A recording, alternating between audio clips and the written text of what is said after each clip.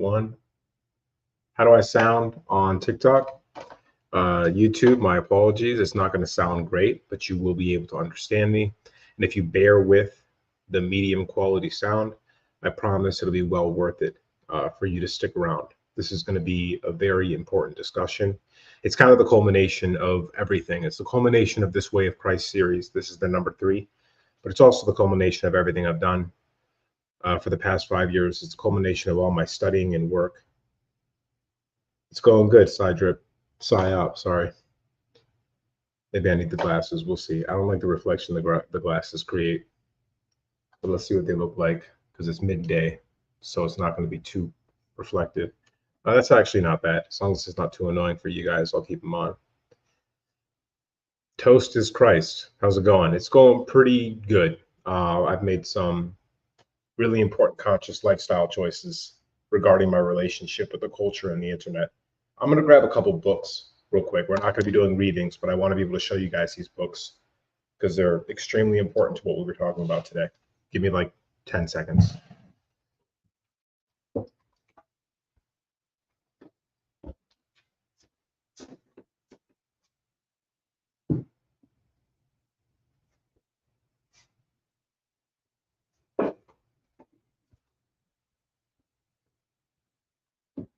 Since I haven't been doing a lot of interneting, I've been spending a lot more time reading again, which I've forgotten how much I love doing that.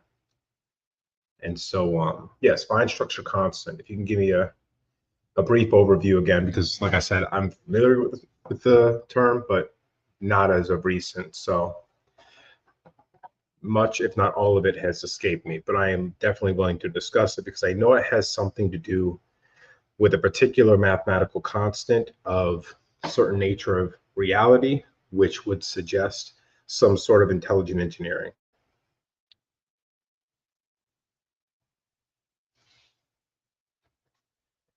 So Shay, it's got to be a mixture, right? So I do a lot of calls to action, but the issue I find many times is people don't take the action.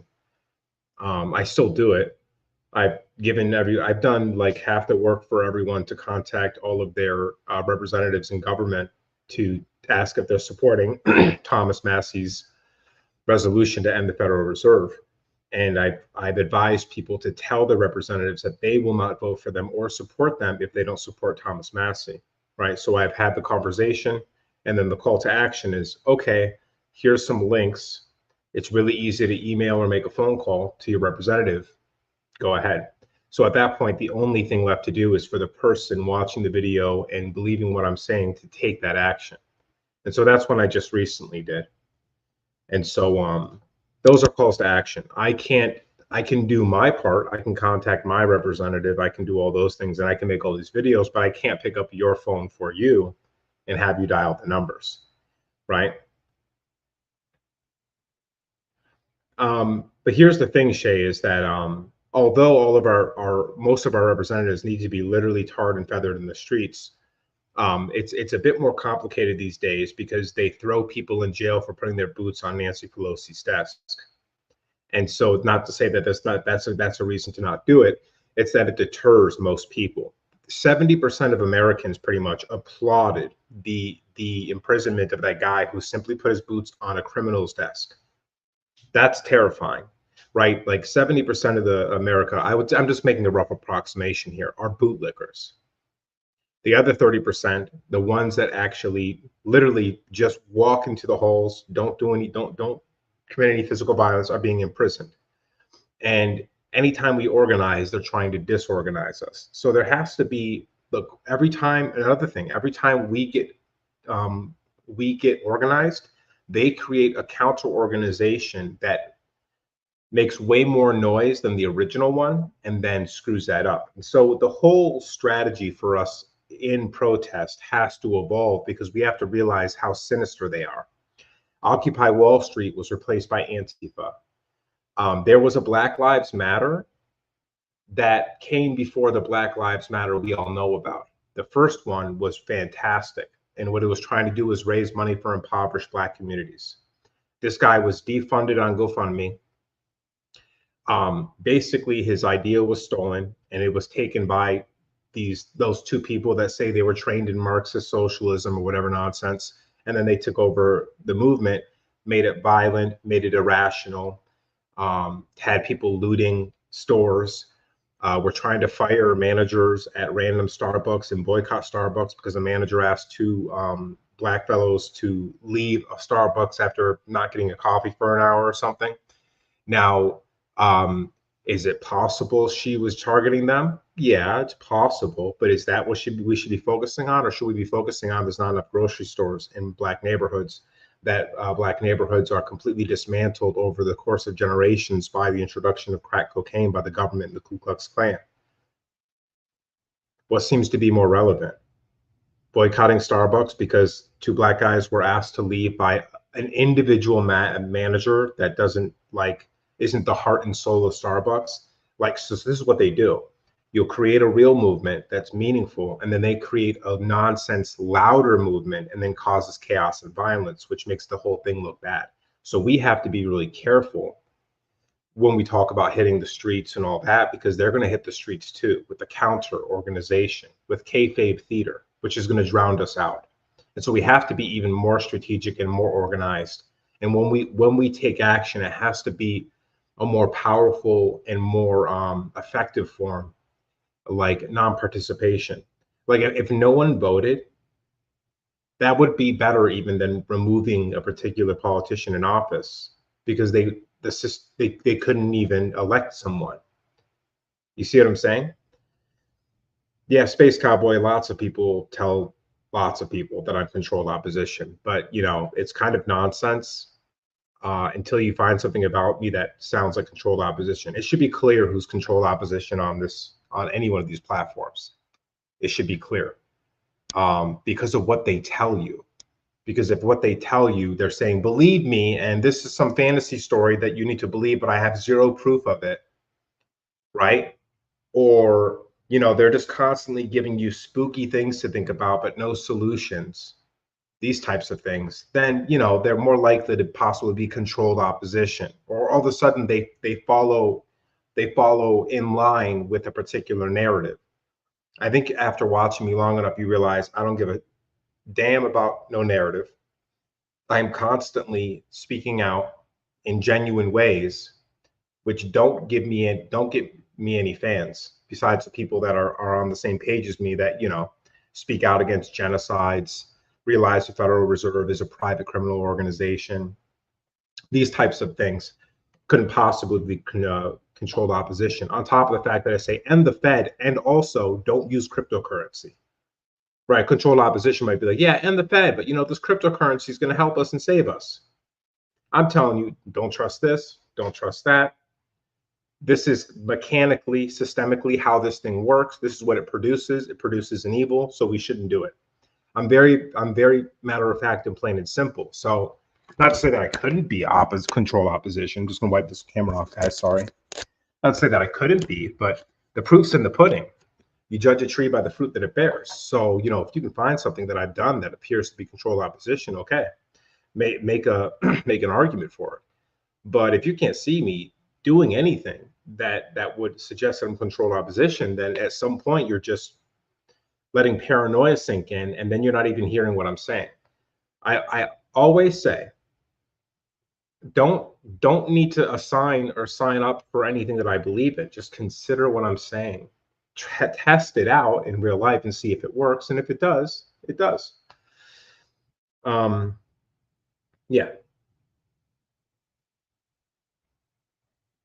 Yeah, crypto has been taken over, maybe not entirely, but for the most part, by very powerful people and organizations. And it's just being used the same way that traditional money is being used. And so I've said this before, blockchain, NFTs, and crypto can be good. They can be effective. But if we don't remove, hey, what's going on?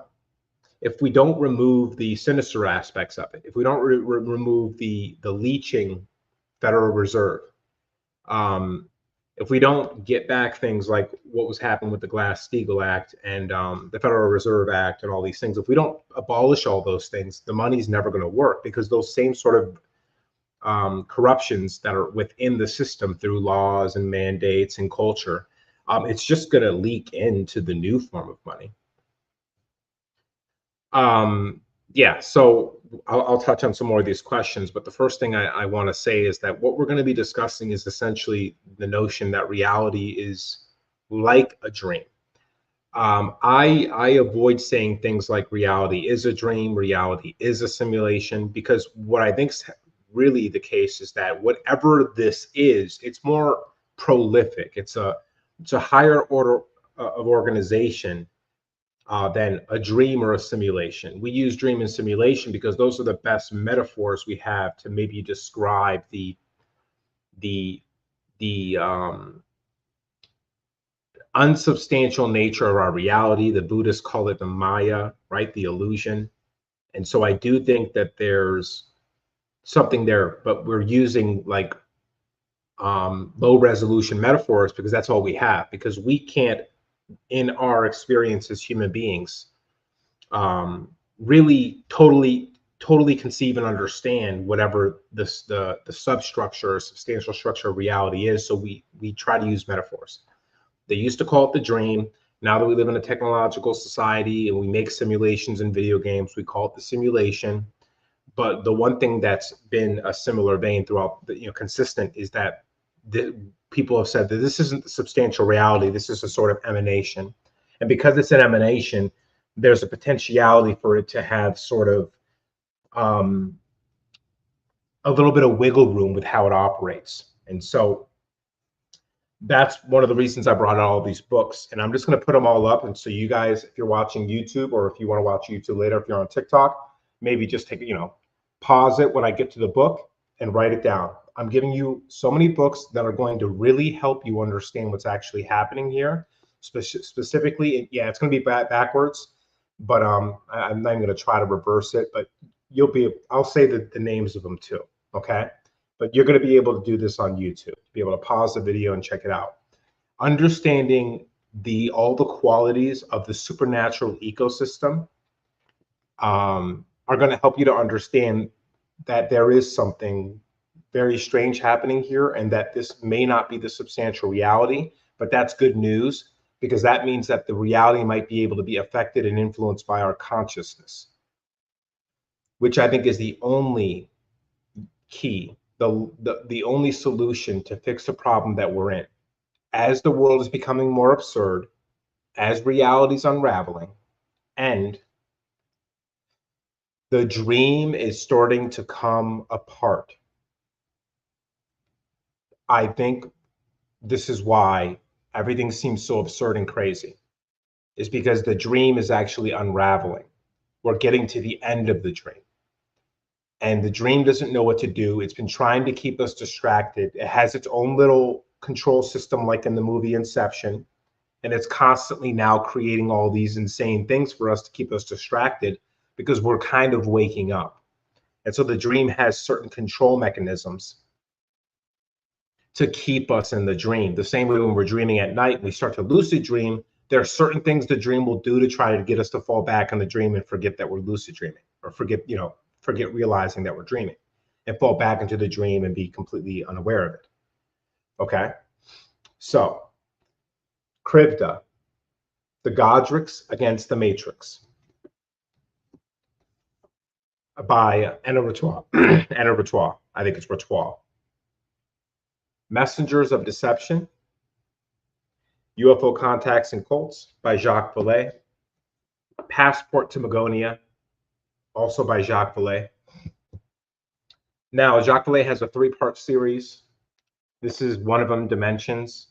I might have one more of these, but you'll be able to find the 3-part series based on looking at this one. So it's Dimensions, A Casebook of Alien Contact, again by Jacques Vallée. The Invisible College, by Jacques Vallée. Disneyland of the Gods, by John Keel. And I'm not necessarily going to recommend this one, but because I haven't read it yet, but The Big Bamboozle, also by John Keel.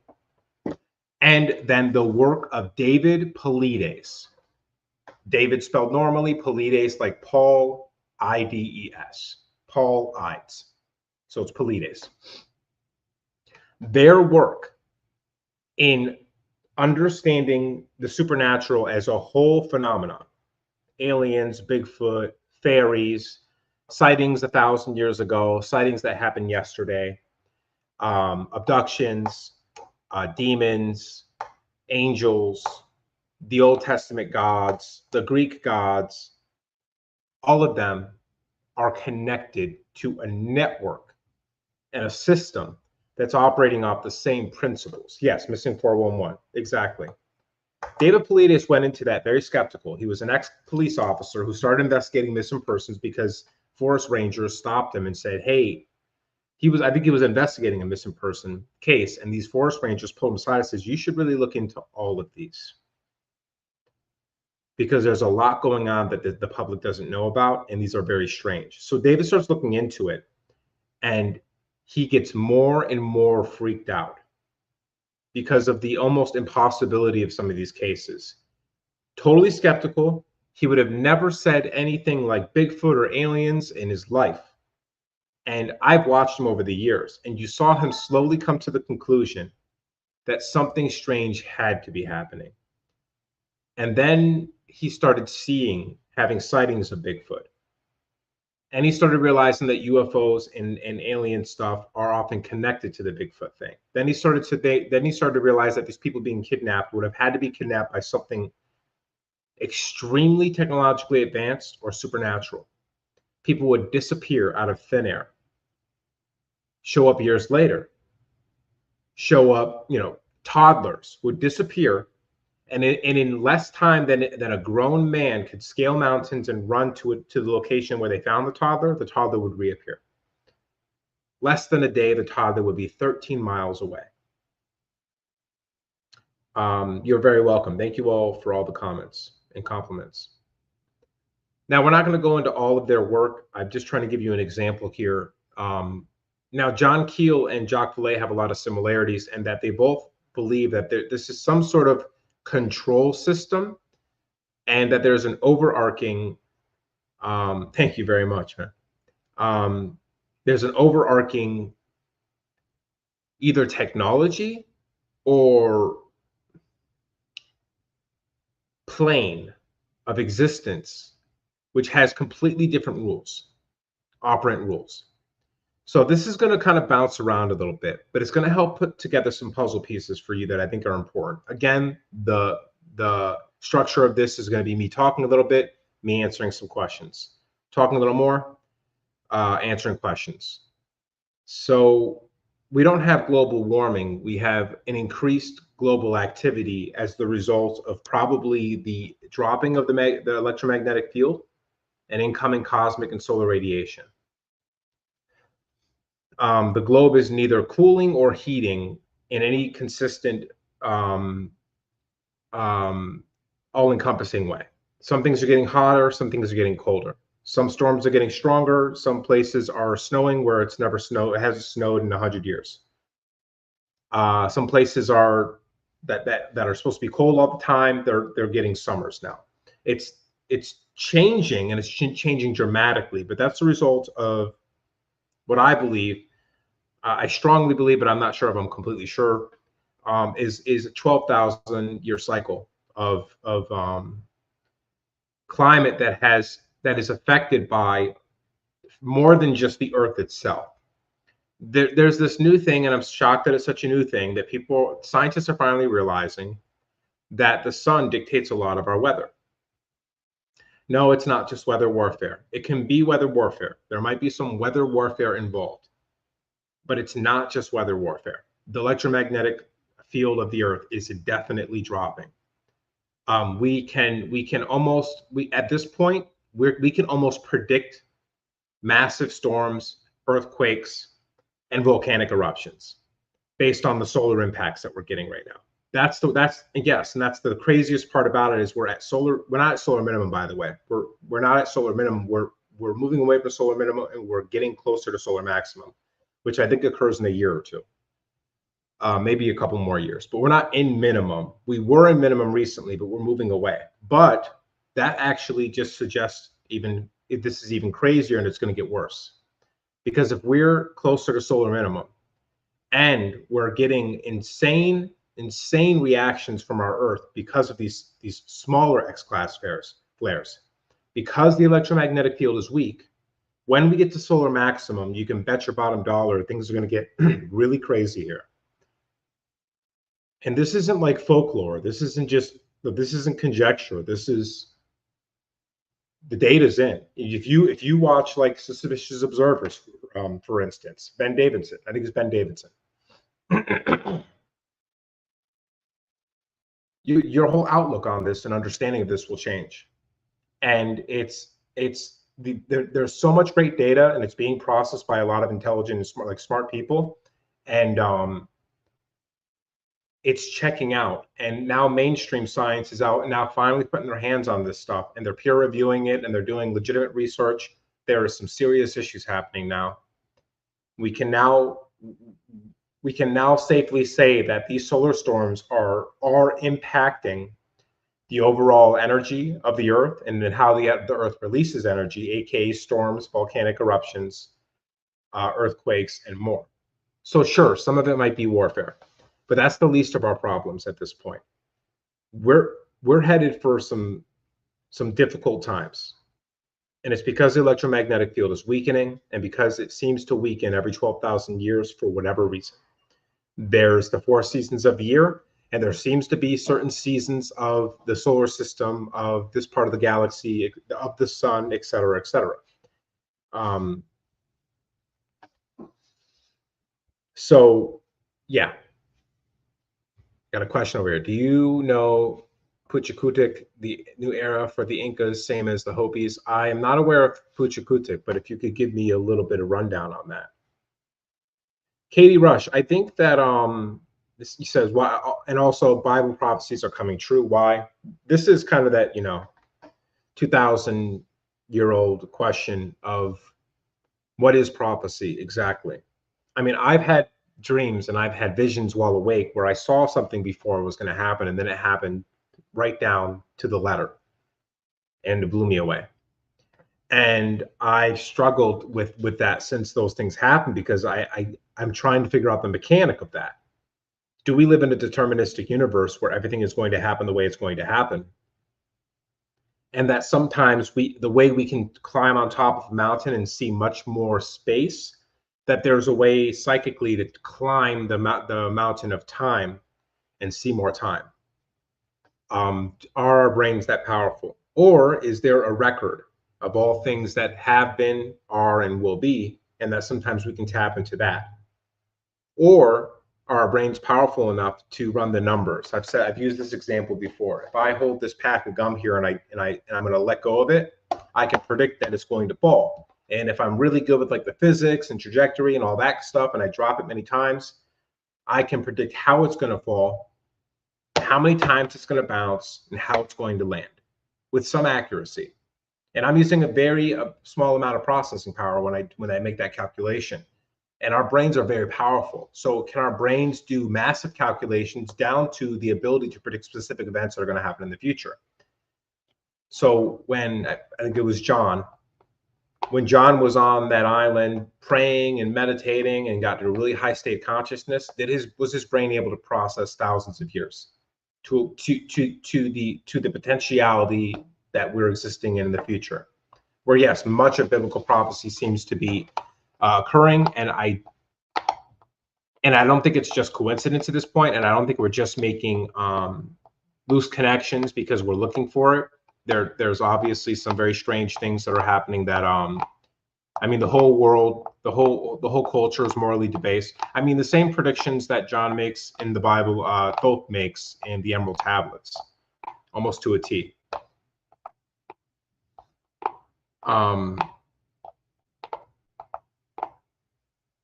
Yeah, Taylor Swift and all those people are psychopathic maniacs, like all of them. And I highly suggest you ignore them. Like, full stop. They're all psychopaths. They're all useful idiots that get a phone call from somebody, their handler, or some clandestine, or Mossad, or CIA, or whatever, and they say, hey, Will, I need you to slap Chris Rock on stage. And then they do it. and then it affects you in some kind of way psychologically. It sends certain messages. All these people at this point, they're not even acting in movies anymore. They're acting all the time, and so they're phonies. They're anything in their things outside of their own marketing for their own content. Anything beyond that that's esoteric is I'm almost positive is also evil and meant to fuck with you and not help you with anything. Yeah, and just meant to distract you. They're all useful idiots. They're scumbags, and they're sellouts, and they're blood traitors to the human race. Terrible, terrible people. I'm not saying that's all of them. Yeah, I'm saying, but the ones that are engaging in this stuff, they're evil. They're evil, sellout scumbags. And I think you should ignore them completely. Terrible people. Yeah, so yeah, Andres Arabello asked about this idea of the New Age that the Hopi and the and many different tribes talk about, but they're referencing the Incas in particular. Yes, so the new song, it's our voice creating the new reality after we set ourselves free in the system that is that controls by us by fate through the economy, religion, science, and politics. Yeah, so this actually puts us right on the road. One of the things I wanted to talk about. I think that we can literally change reality in such a way. I'm going to make a very literal example. See the spray bottle behind me on the counter? I think if enough of us got into a room, meditated, and believed that we could levitate that bottle, it would levitate. Sure, there's going to be enough people to make fun of me and call me crazy and schizo and all that. Fine, don't care. Read these books. Read all the books I just told you to read. Read about the seances. Read about people levitating. Do you remember Light as a Feather, Stiff as a Board? Did anybody ever play Light as a Feather, Stiff as a Board when they were younger? I did. Holy crap, that was freaky. So for anybody that doesn't know what light as a feather, stiff as a board is, allegedly you do this, like you fold your hands in this way like this. You have your thumb up and your two fingers out, okay? And there's 5 people. One person sits in the chair, okay? And there's 4 people, and each person puts their hands like this under a pit, okay? 2 armpits, behind the knee, 2 leg pits.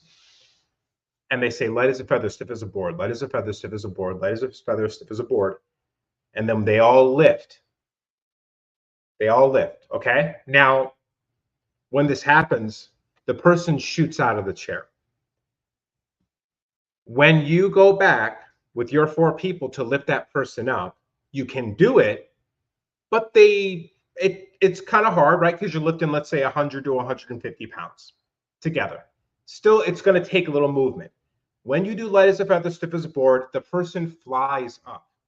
Like I've done it, and people were just like, we were like, whoops, like we almost like dropped them because it happened so quickly. Why is that happening? Because everyone believes it, because you're reciting that the person's light as a feather, stiff as a board, light as a feather, stiff as a board. There's all 5 people in the room don't necessarily believe it's definitely going to happen, but they've all kept an open mind, aka faith the size of a mustard seed, just a little faith that it can happen. And there's no one else to say, it's not going to work, da da da. It's just the 5 people. Yes, you're affirming it. You're affirming it can happen. And then it happens. I think the only conclusion we can come to is that the fabric of space-time is warped. Either gravity is reduced or the weight of the person is somehow reduced for the moment. Like I said, the gravitational pull on the weight is less, or your strength has become more. So what does that tell us, though? That if all we need to do is believe in something and then it happens, and the more people in a certain area that believe it together, the stronger it is. When 2 or more pray in my name, I am there. There's a big misconception that something like light as a feather, stiff as a board is somehow evil in comparison. to like praying for healing. No. This magical power is our birthright. If we're not using it for evil, if we're not doing it in ways that we're not asking for other people's consent, it's not dark. If 5 kids want to feel like, wow, life is amazing, there's so many powerful things we can do with our minds, there's nothing evil or sinister about that. And so, Andres, to kind of come around, long story short, this is the new age that we're transitioning to. Now, I'm not talking about new age religion. I'm talking about the new age, the transition. The transition is when we all realize we can do this all the time. Whenever I did the Rainbow Warrior stuff, which is this idea that we can emanate frequency and literally change reality. Exactly. Magic is our birthright. Right now, we have people, magic police. They're called the Vatican. They're called the CIA. They're the magic police. They keep all this stuff under lockdown. They keep it in the Vatican library. They keep all the books on how to do this stuff and how it was done. All the history that would show us how they did it back then, like with the pyramids. The Egyptologists are truth police. They are meant to give you a script about what Egypt was. Any real Egyptologist that's talking about what's really happening gets ridiculed and basically bullied out of the institution, bullied out of the organization of Egyptology. The big secret here, and that's what this it was titled on TikTok, and this is essentially what the Way of Christ 3 is about. The big secret here is that yes, at any given moment we can influence reality to be whatever we want it to be. And although evil seems to have a material advantage, which evil does have a material advantage, good has a spiritual advantage. A spiritual advantage. That's kind of true sometimes, Monkey Boy, but that's not always the case. They know they can't be going around murking everybody, right? Sometimes they just silence them. Sometimes they just make a scandal about them. They have different tools for silencing, right? So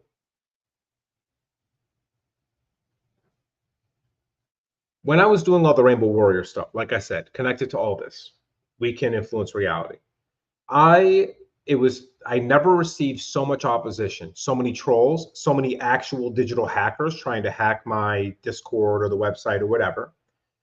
And so many actual bad actors that would come in and start doing weird, like evil, satanic shit to other members of the group.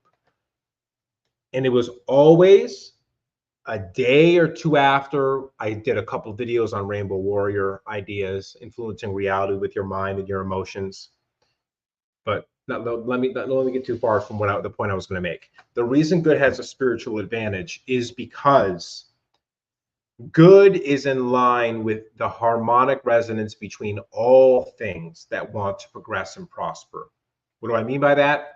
When you are in righteousness, you are righteous for yourself, you are righteous for others, you are righteous for your ancestors, you are righteous for all people that aren't even born yet that will benefit from your righteousness. You are righteous for the earth and the earth's well-being by creating technologies that don't destroy it. You are righteous for all living creatures because you have a respect for all living creatures. So all the momentum, past, present, and future, will work in accordance and conspire for your success.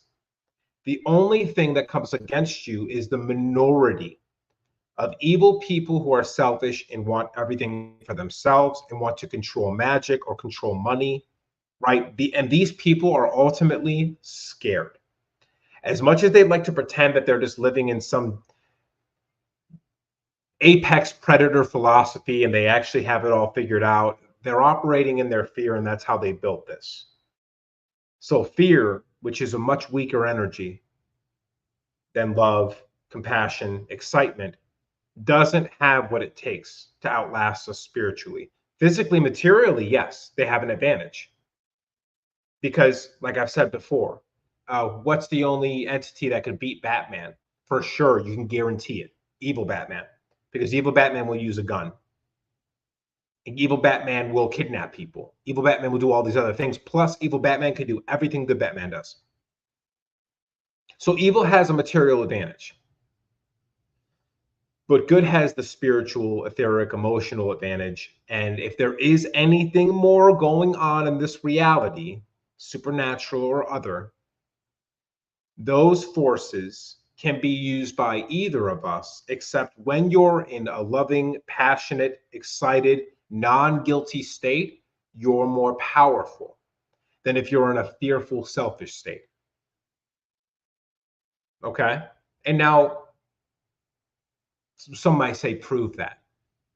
I think there's enough evidence in the research for what your frequency is like when you're afraid or guilty or scared or angry, and what that does to your body over time. It actually makes you sick, as opposed to people that were happy throughout their lives and loving and didn't have any guilt for the mistakes they made or whatever.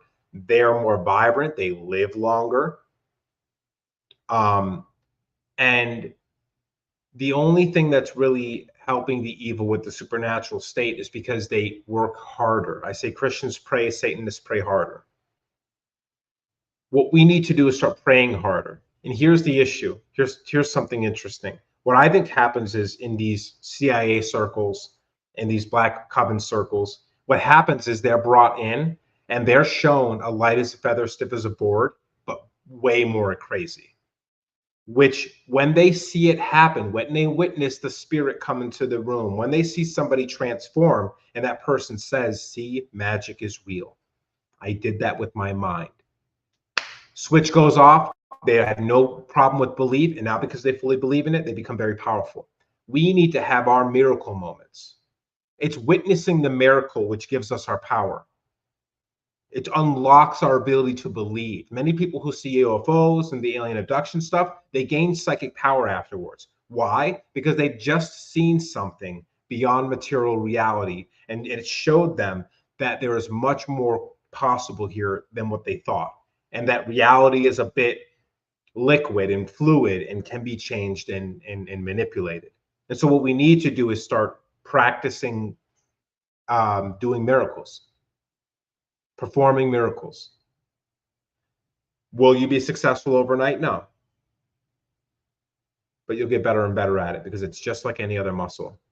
And when you're able to heal a scratch twice as quick as you normally would, and you develop a belief in it, you develop a little faith, and then you're able to do it in quarter of the time, and then you're able to do it for somebody else, and then you just get better and better, and then you're creating this sort of circle, this connection of people who are seeing this happen.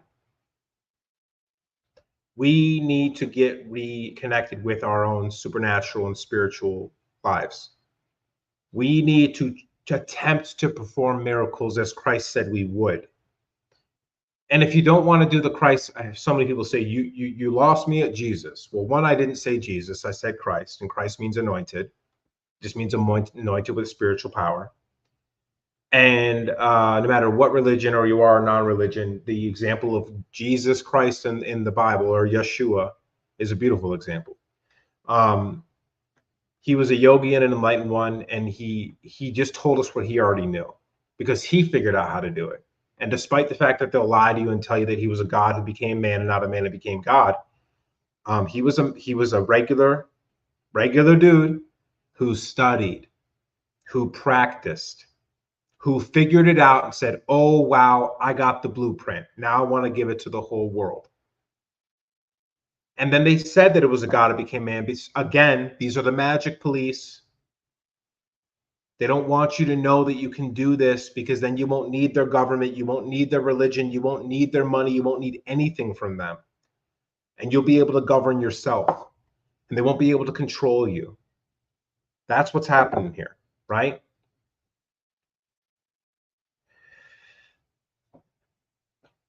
Thank you, everyone, for being here, for all the kind comments. So, you know, that's my spiel. I guess I'll just answer questions at this point. What I just said was everything you needed to hear from me. And don't interact with it anymore. It's melting. Even Eckhart Tolle said recently, I have a friend who told me this. She follows them, she likes them, and she's like, you know what surprised me is even Eckhart Tolle said that they are losing their minds. That world is going crazy. Ignore it. And she said he's not really a us versus them type guy ever. But even he's saying, watch out for that thing outside of yourself. And I was like, I don't think Eckhart Tolle's losing his touch. I think Eckhart Tolle's still Eckhart Tolle. And I think he can see this and he's like, whoa, like it's absurd and it's melting and it's gonna hurt good people if they stay connected to it. Shunyamurti says the same thing. It's melting. Get out of the way. What does the Bible say about it? Turn your back on the world. I have not heard the theory that I'm sorry, Jesus was Julius Caesar. I don't laugh. I'm not laughing at you. I laugh because, like, give it a week and there are 10 new theories about 10 old things, and it's like, I just think it's another one of those distractions. I don't think Jesus was Julius Caesar. I think they're two different people. Now, that's not to say that Jesus Christ as a metaphor could be some extension of Julius Caesar, because, for instance, Nimrod, some people believe that the story of Gilgamesh is actually a sort of mythological expansion or whatever of Nimrod. So it was like a story told and written and made in his honor, and he was sort of mystified in the story of Gilgamesh. So it's possible. Yeah, in Space Cowboy, this is the real problem, right? Every week, there's 10 new things that get people going down rabbit holes that don't matter. There are rabbit holes, yeah, and Jesus is far more likely Dionysus, right? Right, just like Socrates is probably Plato. As in, Plato wrote Socrates as a character, and Socrates never existed himself. And Jesus Christ, as it stands, might be completely a metaphor, even though I talk about Christ being here and doing the things he did. And what I believe, the only thing I pin down is that there were at least one person, maybe many, that did and acted the way Christ did and could perform the miracles they did, and they were trying to teach other people to do the same. Why do I think that? Because there's yogis in the Himalayas can do it, that can do it right now, can do many of the things Christ did, including creating a light body and being in two places at once.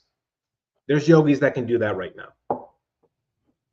Right, so that's how I know that someone like that definitely could have existed back then, because strangely and coincidentally enough, all the stories out of the Himalayas about these yogis, they do the same exact things Christ did. They heal people. They can create light projection bodies of themselves. They can know what you're feeling and thinking without you saying a word about it. They can know where you've been and what you've done in the last week. And there's a bunch of other similarities between what the rumors of what the yogis can do and what Christ did. Yeah, the rainbow light body. It's essentially, I think, a tulpa of yourself. The same way we can make tulpas. Thank you very much for the gifts. Thank you. I think it's completely inconsequential if Jesus married Mary Magdalene. I think it's completely inconsequential. Even if it meant that there's a bloodline for Christ, that's another one of those terrible rabbit holes that don't matter. Because it doesn't matter if some person has the blood of Christ. They'll just use that to manipulate you.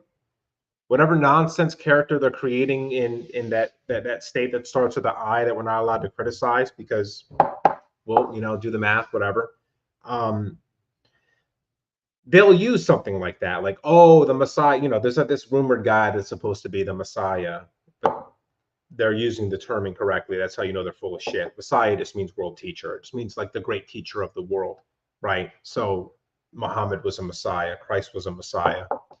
So they're using it incorrectly. It's like a ruler that will rule over. It's psycho bullshit.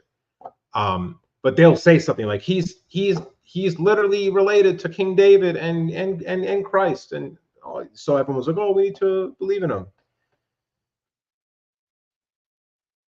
Yeah, Dr. Blitz got smoked by me. I know there's so many like people that are just like him that don't use critical thinking, that think that he won the debate because he denied the existence of definitions and common sense reality. But I know what happened. And there was a couple people in his comments that knew what happened because, someone said the gaslighting here is crazy. Because every time I'd say something, he'd just argue with it, even though it was completely ridiculous to argue with it. At one point, I said, you can't say God is a myth. Not meaning that he literally, I'm telling him he's not allowed to say it. I'm just saying, I was saying like in a conversation, you can't say that. That doesn't make any sense because you haven't proved that's true. You can say that you believe that God is a myth, and you want to discuss that, but to say he said himself that he proved that God was a myth. That he said that he proved God was a myth and he proved the Big Bang. These are his words. So then I just said, you can't say that. He says, yes, I can. And I'm like, well, yes, you have the free will to say that. And then he says, no, I don't. I don't have free will. I'm like, I'm not talking about the metaphysical deterministic free will. I'm saying that you have the right, and I can't stop you physically, legally from saying that. He's like, well, that's not. He tried to argue with all of those things. The man was on tilt, and I think he's always on tilt. And he's just one of those people that's doing this to upset people. He's a sadistic person. He's extremely dishonest, and none of what he was saying made sense. He argued that there has never been a physicist, by the way, he would only accept a physicist saying that something defied the laws of gravity or defied the laws of physics. And he said that there's never been a physicist ever that said that all the UFO phenomenon appeared to defy the laws of physics. Like crazy stuff that we all know is incorrect. He just would, and then he'd act like I was crazy, right, for giving him the correct definition of supernatural. Well, he argued that it was some ridiculous thing that didn't make any sense, but he needed in order to prove his fake example of something, right? And so he did that the whole time. It was childish, it was embarrassing, pathetic, and at the end of it, he even had the crass to be arrogant and like taunt me when it was clear that he was making a complete fool of himself to anybody with two brain cells to rub together. So, I'm not even disappointed in him because I didn't even know who the heck he was before this like last couple weeks. I saw something he did on Terrence Howard, and I just realized he really didn't know what was going on with what the points that Terrence was making. And then later on, he made a video about me, and that was a little bit after I jumped on his live because he said God's a myth, and I'm like, and the only argument I came in with wasn't that I was saying God's real, I'm trying to prove God. It wasn't like that. I was just saying, hey man, you need to like kind of be in the middle on this. For you to say that God is definitely a myth, and I kept on asking him, well, what about the Great Spirit?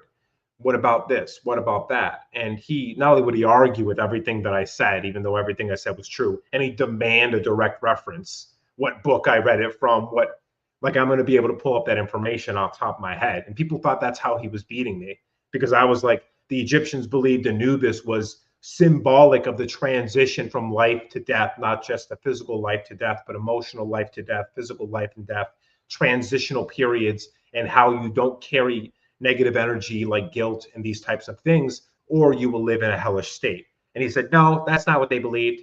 I'm like, no, really it is. And believe me, I've read enough that I've come to the conclusion that the Egyptians weren't complete idiots, and they didn't think actual jackal gods run the underworld, that they were using symbolic explanations because jackals are scavengers primarily, and they eat the dead, and so they have a symbolic connection to the dead. That's how they related these things to Anubis being sort of like a god of the underworld or the god of the dead. And so he would argue that. It's like, no, that's not true. I was like, and I was like, it is. Like, well, what's your reference? I'm like, I don't remember the exact reference, right? So he would do things like that. I mean, these people are trained. I've had conversations with people like this. He's just so practiced at manipulation and deception that it was really frustrating. And because I didn't have any backup and I wasn't in front of my computer the way he was, because all I had to do was have my computer and type in the definition of supernatural. And then when he said, that's not the definition, as he's looking at the definition on his computer, I could say, well, actually it is, and then show my phone to the computer. And then he would be caught lying. But I didn't have my computer on me, and I didn't think I was going to need to. I thought I was going to be having a conversation with a reasonable person, but he was far from reasonable. But I won't go too much more into that. But here's the moral of the story. Understand that any of these people that are saying like, Jesus is God, prove me wrong. God is a myth, prove me wrong. All this, dude, that's just rage bait. They don't even believe half of what they say. Biden is a great president. Everyone else's beliefs are stupid. Like, ignore those people. They're just trying to upset you, probably because they are possessed by spirits. Exactly. Demons are not reasonable. There's a possession happening there, whether it's a psychological possession, an ideological possession, or possibly something supernatural. These people are weaponized to disturb you. Ignore them completely. Taylor Swift puts a picture of a clock in some strange esoteric way. Ignore her. She's a dumb, I won't be too profane. She's an idiot, right? Most of them are. They're doing more weird black magic stuff on stage. I mean, I really liked Billie Eilish, but she does really dark stuff now. Sam Smith's an absolute moron. What a talented musician. Incredible voice, beautiful music. And now what does he do? He dresses like a clown. No, I mean, not just Taylor Swift, any of them. Will Smith, Chris Rock, Taylor Swift, Sam Smith, Kendrick Lamar even. Kendrick Lamar is a part of it. And that's why everyone's lifting him up right now. It's not because he's so good at burning Drake. It's something darker, because he's been brought into the fold. And so everyone and their mom's like, man, Kendrick killed it. It wasn't that much of a beatdown, by the way. Kendrick made an extremely salacious accusation against Drake, and then everyone pretended like it was definitely true without a court of law proving it or not. And then everyone said that he lost because he was called that. Whatever, right? That's not the point. And I'm not trying to get too much into pop culture, but the point I'm trying to make is they're all lifting up Kendrick super high in this like unbelievable way. It could be something like, you know what, Drake had this and that was a good diss, but Kendrick got him kind of on that one. And there was no balance. It was just like everybody, everyone who's part of the Hollywood Weird cult gets lifted 1,000 feet in the air, and anybody who's not in the cult gets beat down. Terrence Howard, beat down. Completely beat down. You don't have to agree with everything Terrence said, but if you watch that video, that Joe Rogan podcast, he's completely coherent the entire time.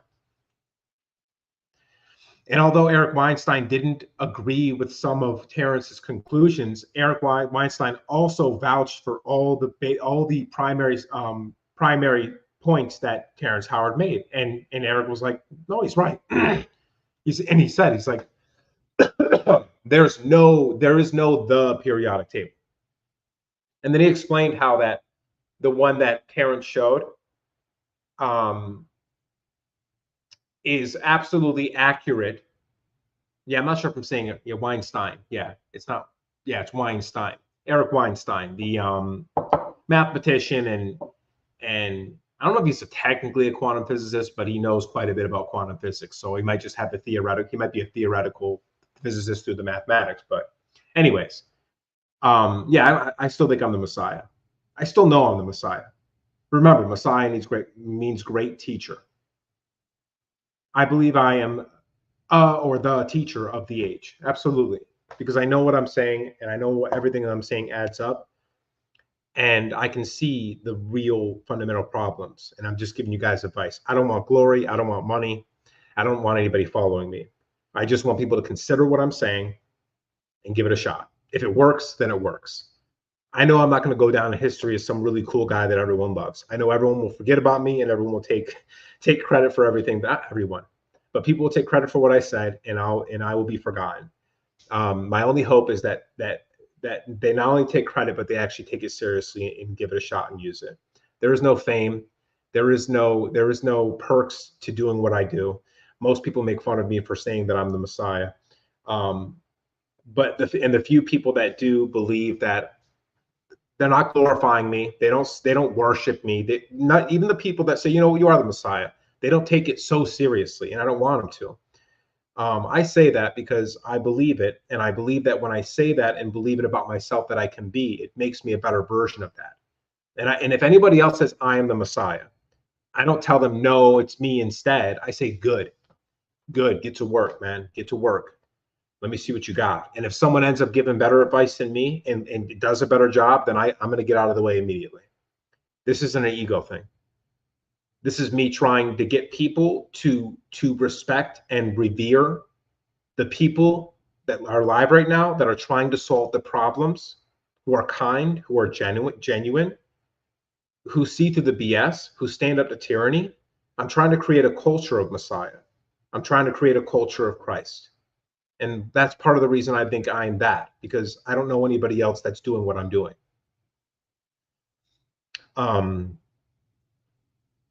Yeah, and Michaela, I have no disagreement with that, but I call myself the Messiah. And when I see another one doing what I'm doing, then I'll say, oh, there's two, right? But I'm the only person I've seen so far that's doing what I'm doing. And maybe I'm just not seeing the whole internet and all the people that are doing it. But right now, I see myself doing it, and it's not a glorification. I'm not asking for praise.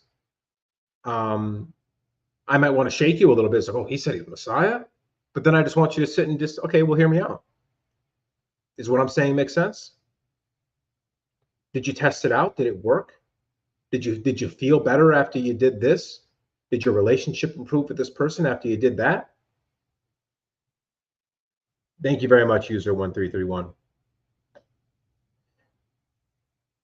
Yeah, like I said, folks, the first 30 to 45 minutes of this were extremely important, and I think there was a really honed in explanation of the most important thing we need to concern ourselves with and work on: performing miracles, suspending a few of our material static beliefs, and seeing reality as a sort of meta dream, which we can change.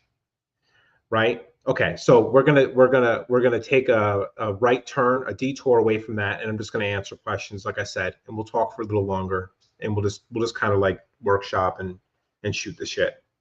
Okay. What do I think of Gnostic Pope? We talked a little bit about him before, so I won't go into too much detail again because it would just be repeating what I already said. I had the opportunity to sit down with him for a cup of coffee about a year ago. I think he's a genuine guy. I think he knows what he's talking about, and of course, he doesn't talk about anything he can't talk about because of his affiliation to the organization. He does a lot. He does a lot more than he needs to in regards to giving people important esoteric information that can help their lives. So like I said, I've said a lot about him. You guys know. I don't think he's a bad guy because he was a Mason. Most people know that I'm third degree. I didn't stay in it because I had a bad experience personally, but I am wise enough to know that I can't say everyone's a bad guy because they're part of an organization that allegedly is tied to some stuff that they could have done. I think the Bavarian Illuminati is the evil organization. And I think although they did infiltrate the Freemasons, I don't think they completely infiltrated every single person. And every time you join, you're immediately infiltrated. But the Bavarian Illuminati also infiltrated governments. Doesn't mean every single person in government is evil. It might mean that the system has become corrupt and messed up and there needs to be some reformation, but it doesn't make every single person involved in the organization automatically evil. You got to judge a person based on their behavior. Yeah, and there's tons of Masons that are wonderful people that do great things for their community and aren't crazy. Yeah, Gorilla, we're not going to pay attention to it, to your weird dark triad shit. We do not care. So yeah, we'll just answer some more questions here. Like I said, I'll just kind of stick around for a while. Not doing any guests today, Gogo. My apologies, but maybe we'll do that soon. I saw something about switching from a carbon-based to a diamond-based body. Do you know anything about that? Salah, I don't know anything about that. And this kind of goes back to what I was saying earlier about being careful with anything that just kind of might be distracting and lead you down these sort of new paths that just have to require you Gorilla, maybe you're being sincere, Gorilla. So I apologize if you're being sincere. But a lot of times when people tell me to get help or if I'm getting psychological help, it's like them suggesting that I'm disturbed or crazy. So if you just meant like you were trying to get advice about psychological help, I do apologize. I just get a lot of people who use that to try to get me to think I'm going crazy. So if you were just asking the honest question, I apologize for the misinterpretation. Understand that I'm constantly being trolled with people saying, "Hey, you need to seek psychological help." So my apologies if you were asking a sincere question. But if you were doing it to suggest that I was like try to put up the suggestion that I'm mentally ill because of the things I talk about, yes, that would be dark triad behavior. Dark triad, psychopathy, sociopathy, personality disorders. Okay, so you are being dark triad. Because here's the thing, because if it wasn't dark triad, if it wasn't like deceptive and manipulative, you would just ask a question directly about your concerns that I may be narcissistic. Instead of jumping to, have you sought psychiatric help? It's like you're saying, I've already diagnosed you, and what I think you should do is go see a psychiatrist instead of just having a conversation with me, right? So that's how we know it's manipulative and ultimately shitty, is because you're not just being direct and being like, hey, that could come off as narcissistic, and what do you think about that? And I would say I would have happily answered it and conversated with you about it.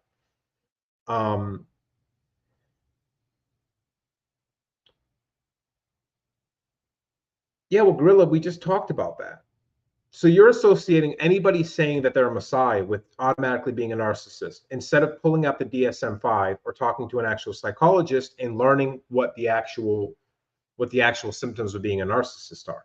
If you go on the DSM-5, it might say something like a person might be a narcissist if they believe they're chosen by God or they're Messiah.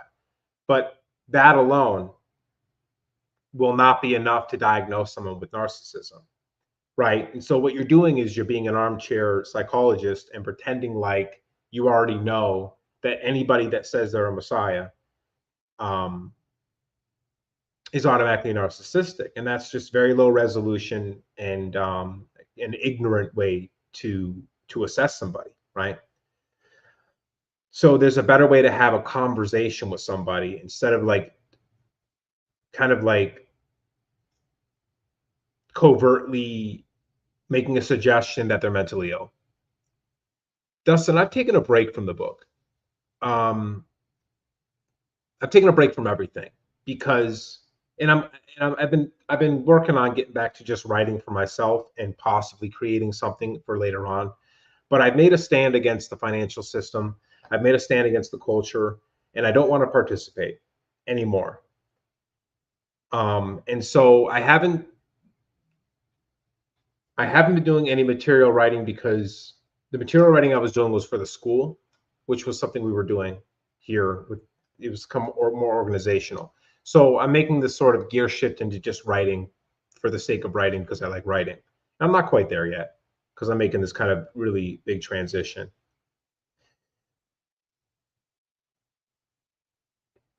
Yeah, Gorilla, I didn't seem to become delusional. I don't even know if you believe that, but I haven't engaged in anything delusional. On top of the fact that I am reminding everyone that they can do all the same stuff. I often tell people that they'll do more than I do. So I never tell people that they can only get the information from me. I never say that I'm better than everybody else at something. 90% of the time, I'm lifting all of you up and I'm reminding you of how great you are. I barely spend any time talking about myself. Barely at all. I talk about the world and the issues and how we fix them, and I talk about how great you guys all are and how much potential you have. That's where I spend majority of my time. And then I call myself a messiah every now and then. And then I talk about what I think that means. And we sit here in these conversations, and if you've ever sit down and talk to me, I think what you'll find is I'm one thing you're not going to get is arrogance from me. I'm going to blow smoke up your ass, not in a disingenuous way. I'm going to lift you up. I'm going to fire you up. And I'm going to tell you how great you are. I'm going to see what talent you have and compliment you. I'm going to tell you, hey, you should definitely keep working on that because you're really good at it. Da da da da da da. That's the kind of stuff that I spend my time on. And so you have to balance it, right? Okay, I call myself the Messiah. I think that I have the answers. Okay, what else do I do? Constantly telling you that the answers are also within you, and all I am is a spark to a fire that's already that can already rage inside of you. So it's like, you know what I mean? Well, Gorilla's not being too like trolly, because some of the questions they're asking are useful for me and for everyone here. And so I don't need to block them because they're not really being disrespectful, too disrespectful, right? So here's the thing about gang stalking. I don't like to talk about it too much because as soon as I say it, you'll get off of this live and you might start getting in your head the potentiality that you can be gang stalked. That's not me saying toxic positivity. Let's not think about it and da da da da. Yeah, Gorilla. I mean, as long as you're like being straight up and chill about it, I'll have a conversation with you about it, right? But I don't like that stuff where people are like, have you thought about seeking psychiatric help? It's like that's you're better than that, right? Just tell me straight up what you're thinking. Don't try to put a suggestion in my head that I'm mentally ill, right? Have a conversation with me, be upfront. We can go back and forth about the ideas of narcissism and what Messiah actually means. Then we can have a conversation. But so gang stalking, yeah, it definitely happens. I mean, JFK was gang stalked, right? It's a very violent form of gang stalking. There wasn't one person that did that to him. You know what I mean? So, and Seth Rich, and so we think about like these sort of political assassinations. That's like the culmination of gang stalking. I mean, if you hear stories out of like what the Mossad would do when CIA agents go over there to train with them. I mean, they do weird stuff. Like when the CIA agents leave for some field training or whatever, Mossad agents will go in and like use their bathroom, but then not flush it. Like weird stuff, like not just like number two, right? And then not flush it. And it's just kind of like this kind of male dominance kind of statement. Like, we were here, we took a dump in your toilet, we did not flush it, we do not care. You know what I mean? Like, that's a gang stalking. So like even the clandestine agencies do it to each other as a form of saying like, welcome to our country. We're in control here. We do whatever we want.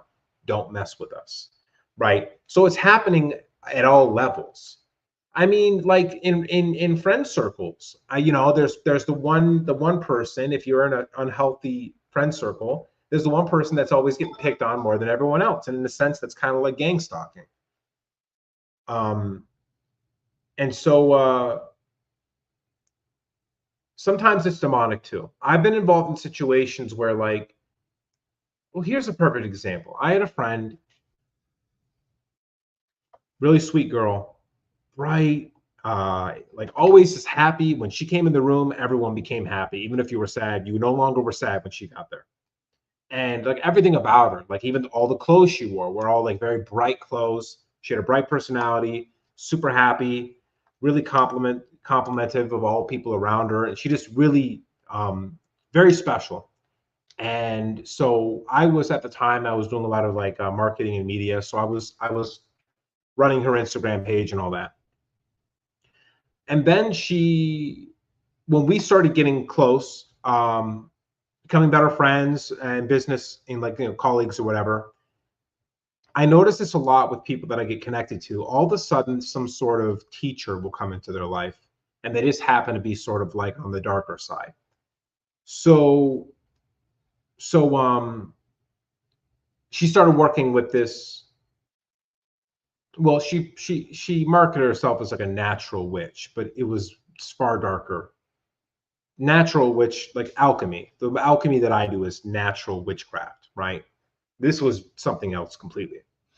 And so this woman, like, used the antlers and the dark colored clothes, and she was all doing weird rituals in the woods and shit. And my friend started learning under her. And I was immediately concerned, but I didn't say anything.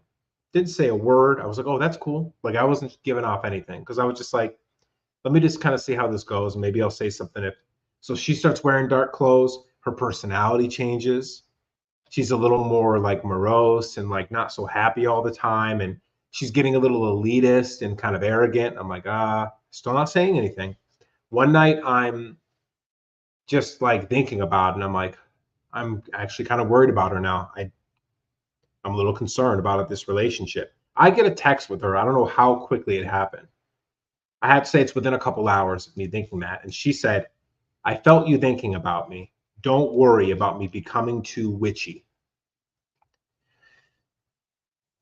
So at this point in my life, this has happened to me so many times, I wasn't even surprised. I cut right to the chase, right? So I just started talking to her like I understood exactly. She somehow knew. She somehow picked up on whatever, brainwaves or whatever. And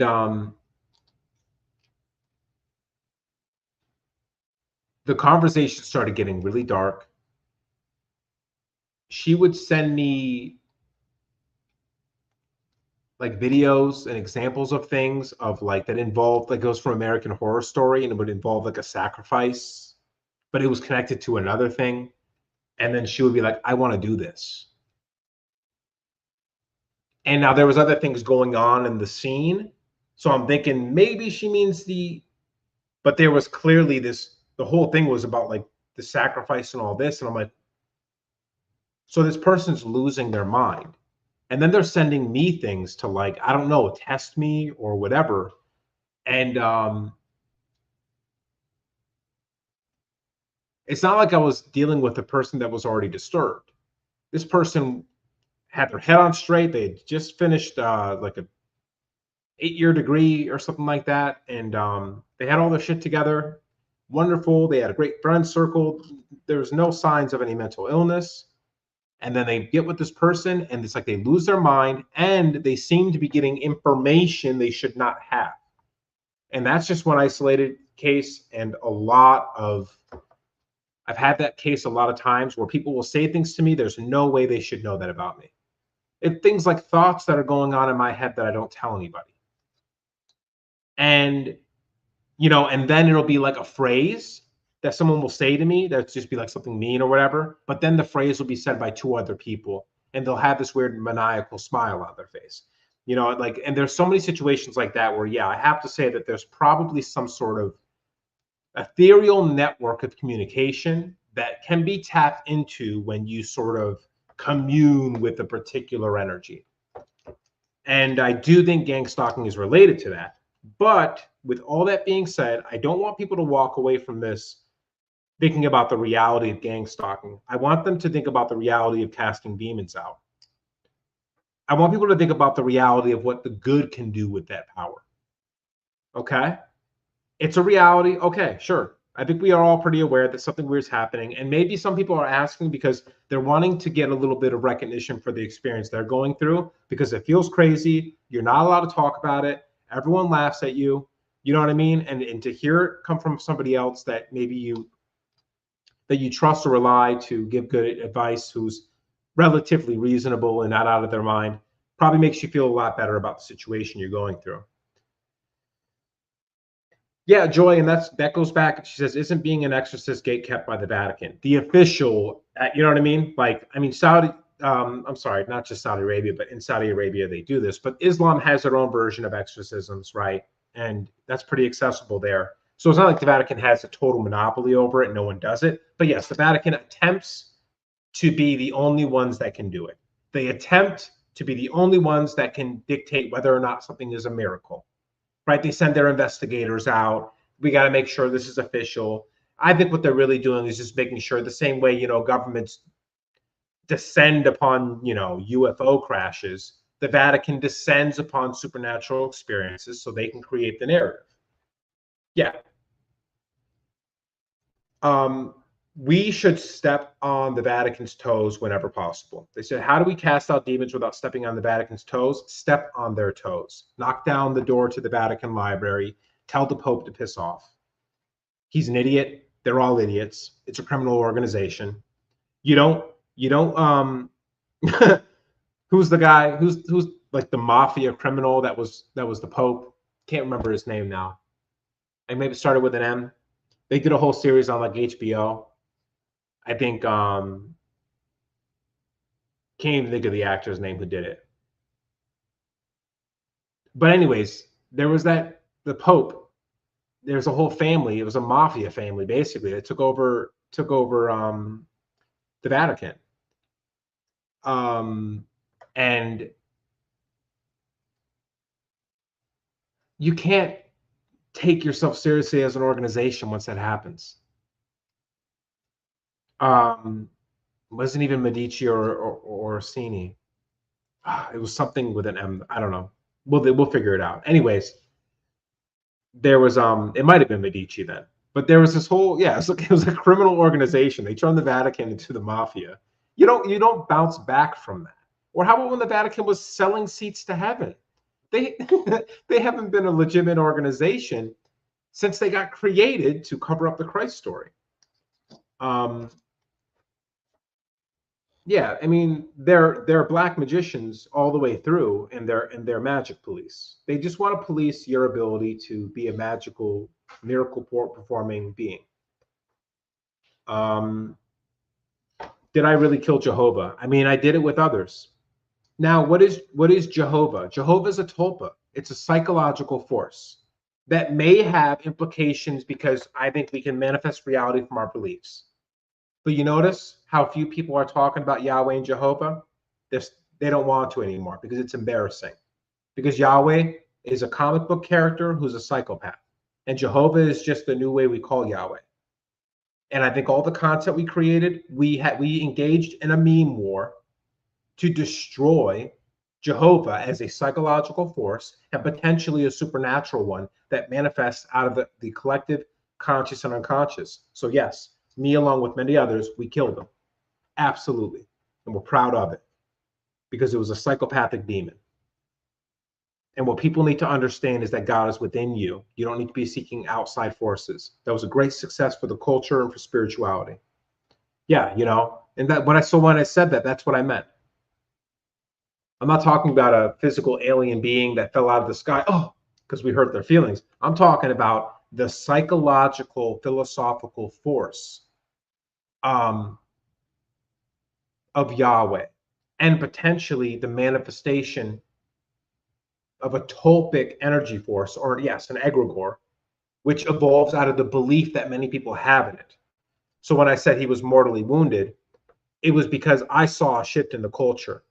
And there was actually one of the people that went really hard at the same time I was going really hard on this, was in here a little bit ago. I'm not sure if she's still here, but she was making content. I was making content. Sons of God Ministry was making content, and a bunch of other people. And everyone was, and that's what, by the way, this is a reason I tell you about this book, Crypta, the Godrix Against the Matrix. She talks all about this. Most of the information I got about what was really going on with Yahweh came from this book.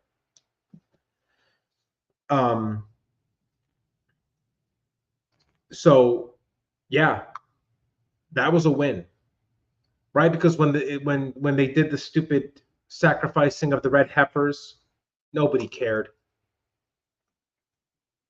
No one's talking about Yahweh anymore.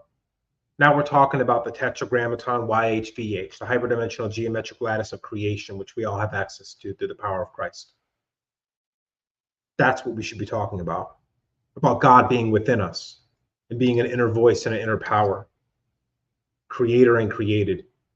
We are children of God, and therefore the thing, a child is in the likeness of its parents, and therefore we are gods. Gods in training, gods growing up, right? And Christ tells us this too. Is it not written in your law? Is it not written in your law? Haven't I said that ye are gods? What does that mean, written in your law? He's talking about the book of law. What part of the book of law? He's talking about Genesis. What part of Genesis? Oh, man, they're like one of us now, like the gods. Okay? The gods said we were gods. So why the hell are we worshiping some comic book character named Yahweh who punishes people for not believing in him? If he was such a powerful God, he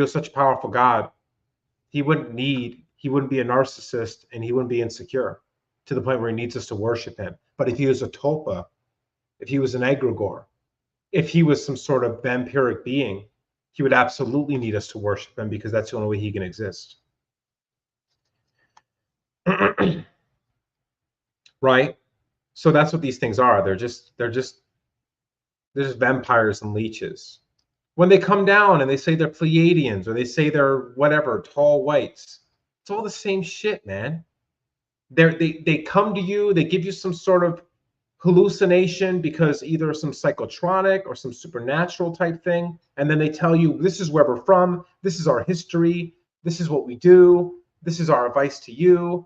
And then you get locked into their story and start reciting their story, because you become a messenger for the Pleiadians. And then other people believe it, and it makes them stronger. These are just tulpas, man. Some of them I think we make ourselves, and then they kind of take on their own conscious being. And sometimes I think maybe they've been here much longer than we have. But I think we're the creators of most of them, right? Like, how many kids on St. Patrick's Day see leprechauns? Are you going to say that every kid was lying? Some of these kids shook. They saw a freaking little guy in a green suit. Or does that mean leprechauns are real? I think it's because enough people believe in something, because this world's kind of dream state, that we can actually manifest these things from our collective unconscious. I mean, Jung talked all about this, that the psychic forces can potentially become physically manifest. So I think that's what's happening. And so it's the same way. It's the same way that these evil ones get created, you know? So we have to be careful in what we believe in worshiping things. Don't worship anything external. God doesn't need you to worship him, the real God. You know, the natives had it right. You revere it. You have gratitude for it. You become humbled by it, and you work in harmony with it. That's what you do with God. You don't worship God. That's silly. Any God worth their salt would not want you sitting around groveling and worshiping them. They'd be like, oh, Jesus Christ. Go have fun. Go do something. Build a house. Hug a person. Don't sit here and tell me how amazing I am. I don't want to hear that. No God wants you to sit there and worship him. Demons do. Lesser spirits do, because they need your worship in order to live. They live off of your conscious and emotional energy and spiritual energy, let's say, right? No God wants you to worship them. The natives got it right. Reverence, gratitude, aspiration, humility, and working in harmony. That's what your relationship with God should be like. It should be like the way your relationship with a mother or father, or both, who you know are amazing. You're not worshiping your mother and father. You love them. You're grateful of them. You're humbled by their wisdom, which you can always still learn from, because they keep on getting wiser and they've been here longer than you. And you work in harmony with them, whatever it is that you're doing, whether you're helping your dad fix something, or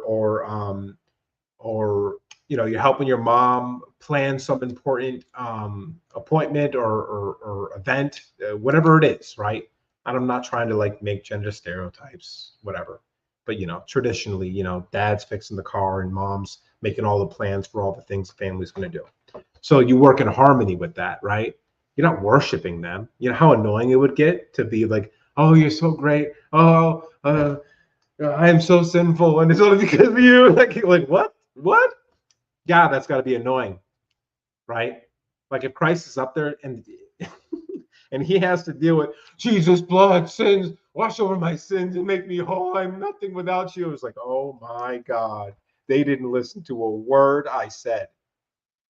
How annoying that would be for a God or a Christ to have people groveling and talking about how terrible and sinful they are.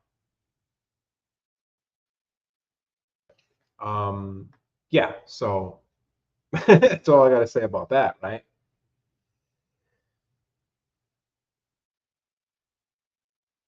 Yeah. Um, any final questions? I got a couple more minutes. What's part of the Christ story is being hidden? The fact that he was a human being that ascended in the rites of magic and enlightenment and figured out how to heal people and transform physical reality. Maybe he actually did pull loaves of bread from his robe. And we have to ask ourselves, if he actually did, how did he do it? Because it wasn't God turning into a man. That's a lie. It's not, God did not become a man and then also it be his son so that he could suffer to understand what it was like to be a person. He's God. He wouldn't need to do that. This is a ridiculous fairy tale. It's absolute bullshit nonsense. It's so stupid on the face of it, right? Um, it's so stupid. God is also the son, and he became him a human, but he also wasn't human. He was also God up there still, and he had a kid, so he could be the kid.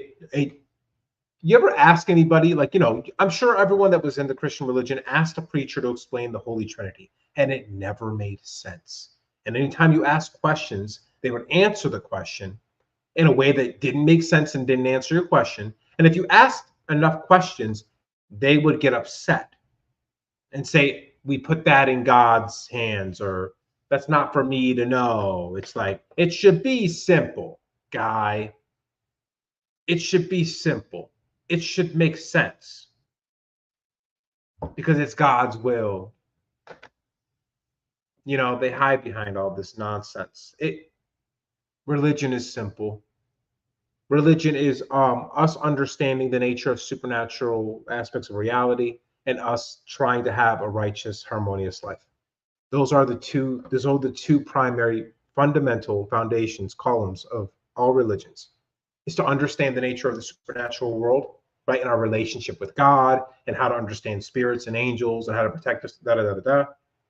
And then it's living a harmonious, righteous life. Righteous means to right action. It means no wasted energy, no wasted Holy Spirit, no wasted chi. And also, when you do things in the world, they don't bring things down.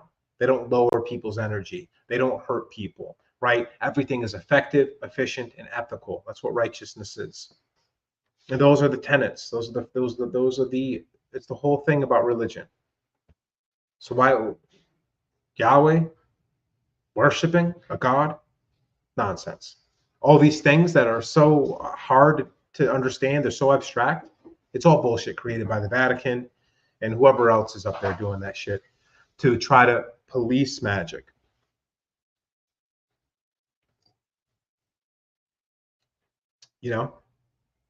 Now, I mean, Satan can be transformed into an egregore, but all Satan actually means is adversary. It's like someone who's an adversary to you, or like a higher adversarial force, but maybe like, if there's a spiritual hierarchy of demons, like he would be maybe the top one, he'd be the lead adversary. But Satan is a title. It's not a particular entity. Satan means adversary. A shaitan, which I'm sure is the etymologically connected, is a demon conjurer. Why would someone conjure demons? To be an adversary to somebody else. And so that's what that word actually means, right? It's not a particular entity. It's not like a being. Lucifer is a very confused like people confuse it over the years because of a lot of mistranslations and misassociations. So Lucifer comes from another word in Hebrew, which is actually about Venus. And Venus rising and falling as the shining morning star, as a metaphor to the rising and falling of an ignorant, or not ignorant, of a prideful king. And then it got turned into Lucifer, which is a Latin word meaning light bringer, going back to the idea that Venus brings light in the morning as a light bringer. But it's, again, the story in the Bible, if you ever read it, like, you know, it talks about, oh, you know, oh, Lucifer, shining star, how you've fallen. Like, it is a whole story. It's kind of, it reminds me of Ozymandias, the poem Ozymandias. It has the same vibe. And that's what it's all about. It's like this prideful rise and fall. And then, you know, what do people talk about Luciferianism? This sort of arrogance that leads to destruction. Yeah. So, and so you can become, it's like the story of Icarus, right? Rising up and, is it Icarus? Yeah, yeah. Except Icarus his isn't about pride. His is about not being prepared for the wisdom. But you know, his wings were made of wax, which means your mind is not. You have not built the psychological resiliency. You have wax resiliency instead of steel psychological resiliency, and you get baked by the wisdom. Like it's too much, right? Your brain melts, just like Icarus's wings melt. That's what that story is about. But it's the same idea, the rising and falling through illumination. Yeah. And then the devil is actually just a pagan term for basically entropy. It's just the entropic nature of reality and how it acts upon us. It's like the same reason that if, like, you know, you got a picnic, ants start to try to get over there and try to eat your food. You got a highly organized energy source. And so the ants, instead of just doing what they regularly do, they focus on you. So you might be like, well, why am I being punished? You know what I mean? Like there's a lot of connections, like when nature like bothers you, or like, you know, people who go make a lot of money. People who make a lot of money are more likely to be robbed because they have more money, right? There's a bigger reward for it. It has everything to do with the entropic nature of reality. That when you highly organize and store things, like nature tries to pull that apart and equalize it. And it's just sort of a function of our reality. The more organized and the more dense the information or nutrition or value, the more reality tries to pull it apart.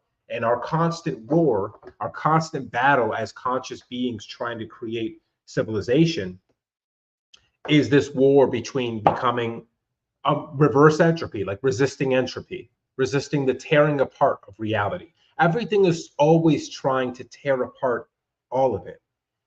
So half of our problem in civilization, in our relationships, is entropy is always acting. AKA the devil is trying to test you. It's the same thing. The devil just means entropy. It's a pagan symbolism for entropy. Yeah, and if you actually look at the devil, like if you look at the devil in tarot and you look at the devil in the pagan and the Baphomet and all that, that's all it means.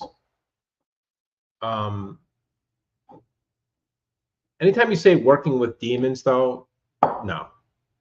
Right? Demons is one thing, daemons is another, tulpas is another, egregores is another, angels is another, spirits are another, great spirit is another, personal energy is another, Christ is another. When you say things like demons, you've already put yourself in that box.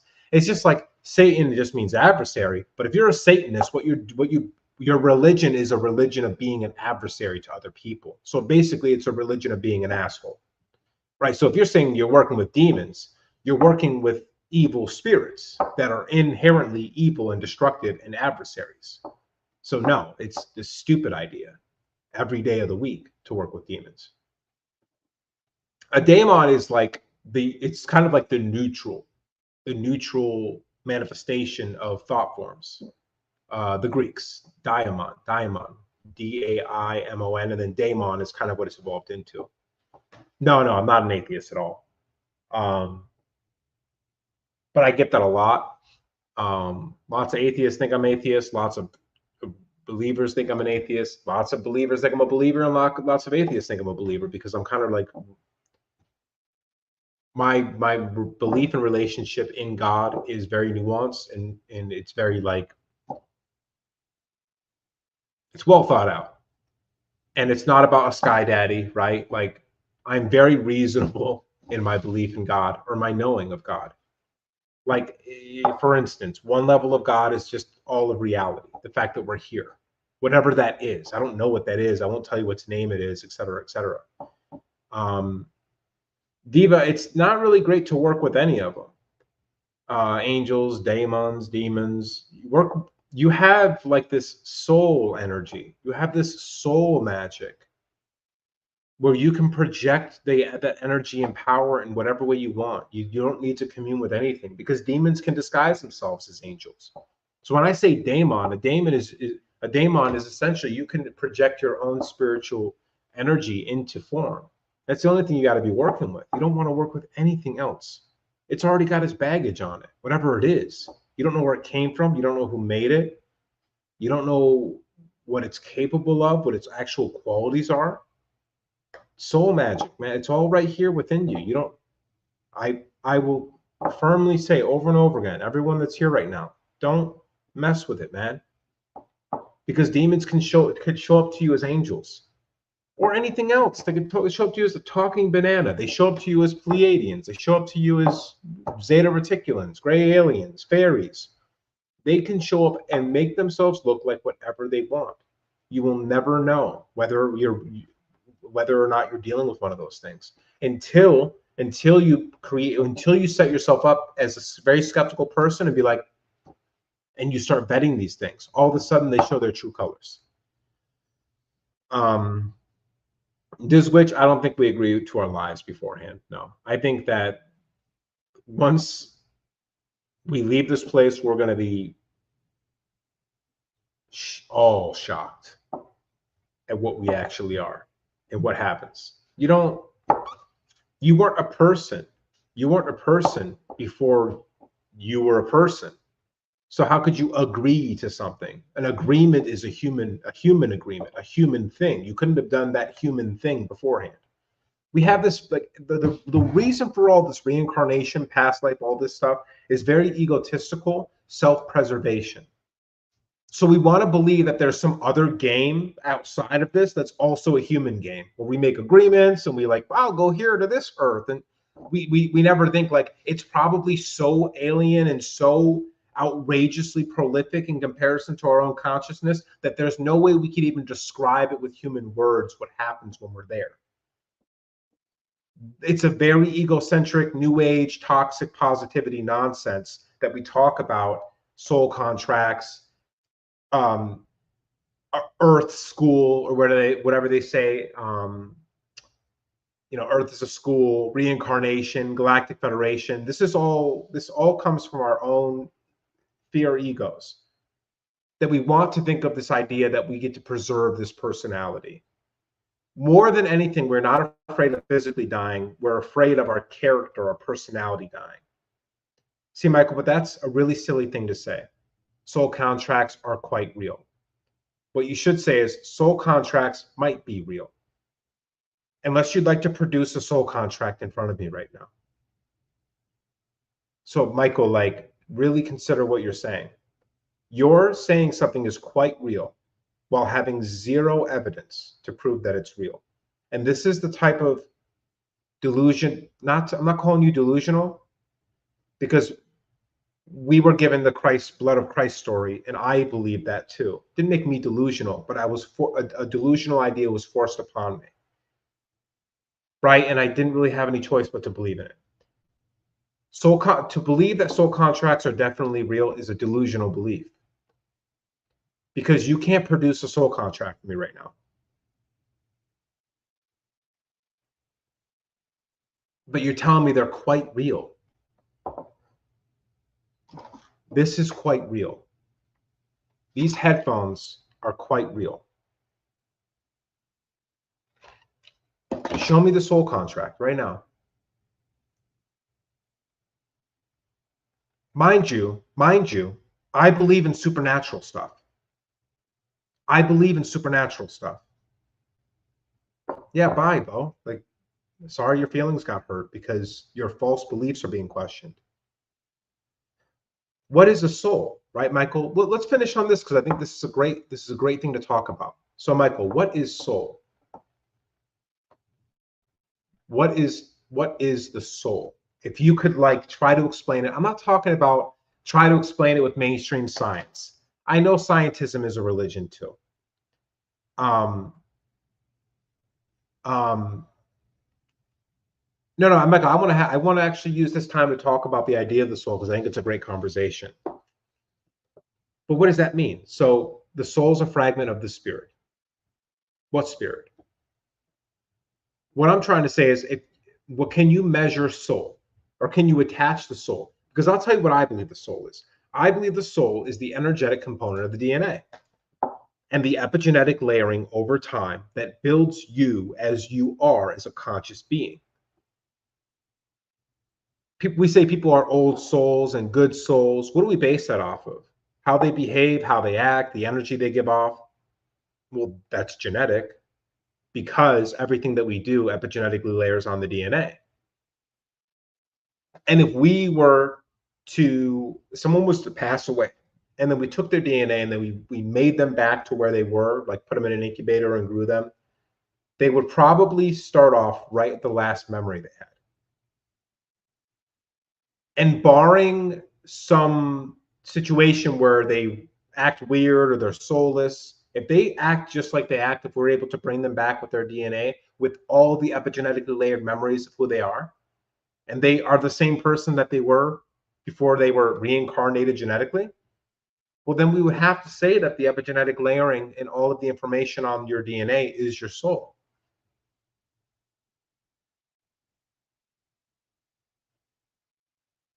Right?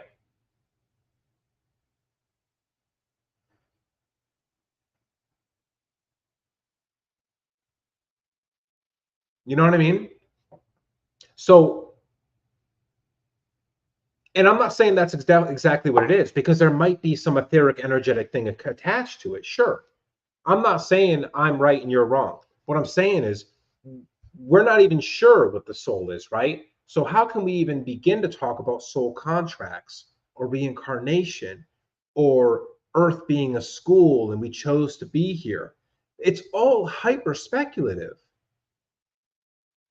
And at the same time, I'll tell you that, the supernatural things, the aliens that people have seen, the UFOs that people have seen is all real, but I won't tell you what it is.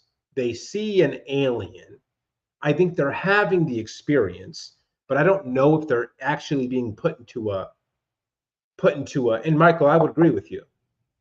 But it's not that Earth's a puzzle, that like reality's a puzzle. But maybe it's not built as a puzzle, but it's become a puzzle. Yeah, and Michael, I've got that sense that it's an adventure and a puzzle and a maze and a mystery to go on. But it doesn't also make it inherently that.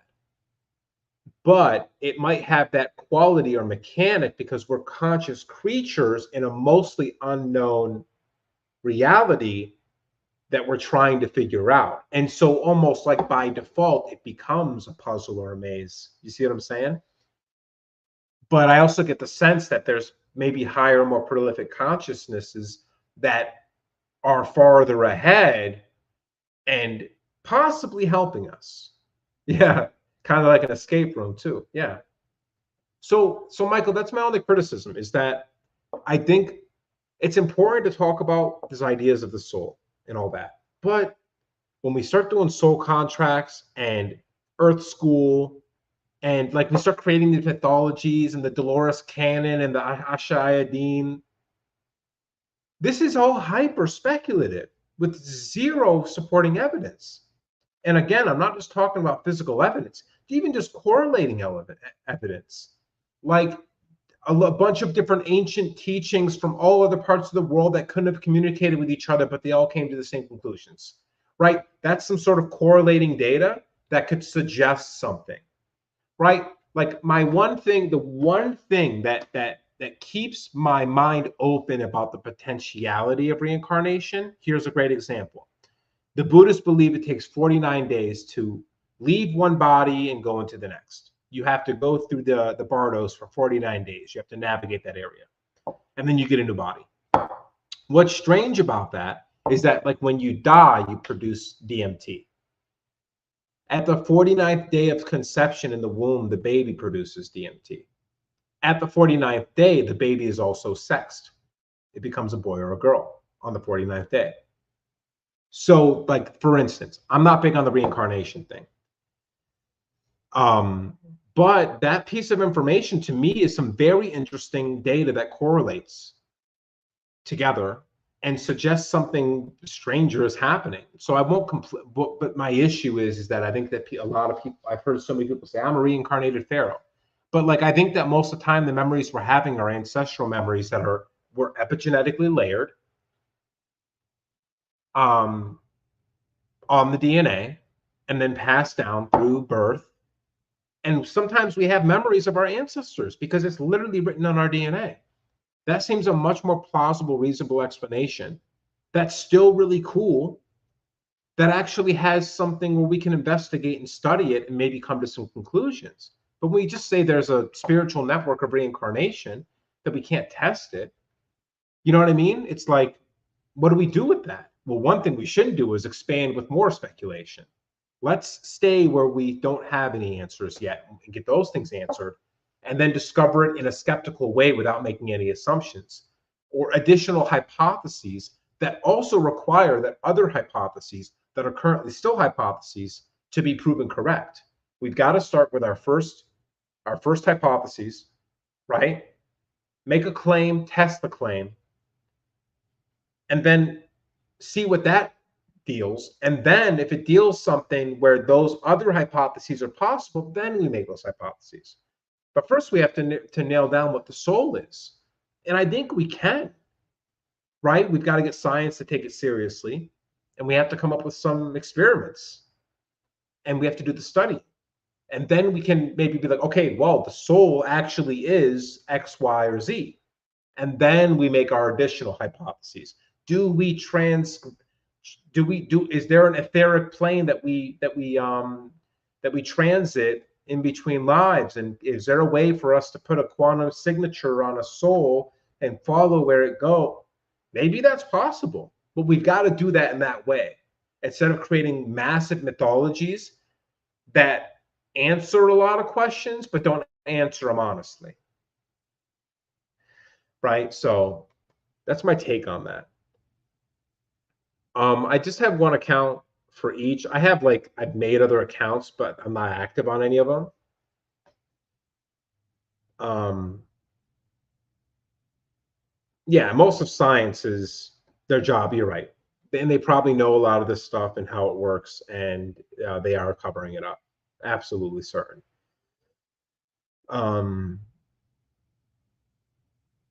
Maybe that's why they didn't want people taking the horse dewormer. That's what they called it, right? Yeah, so that's my rant. This was a pretty colorful conversation we had. Kind of went all over the place. But like I said, the first 30 to 40 minutes, folks, that's what I really wanted to focus on here. And I want you to remember that. And I just want you to have a little fun. Have a little fun with reality. See it as an adventure. See it as a dream that can change, and you can dream a new dream. And try. No, Willy Wonka, I've never done that. I don't even know where the hell you're getting that from.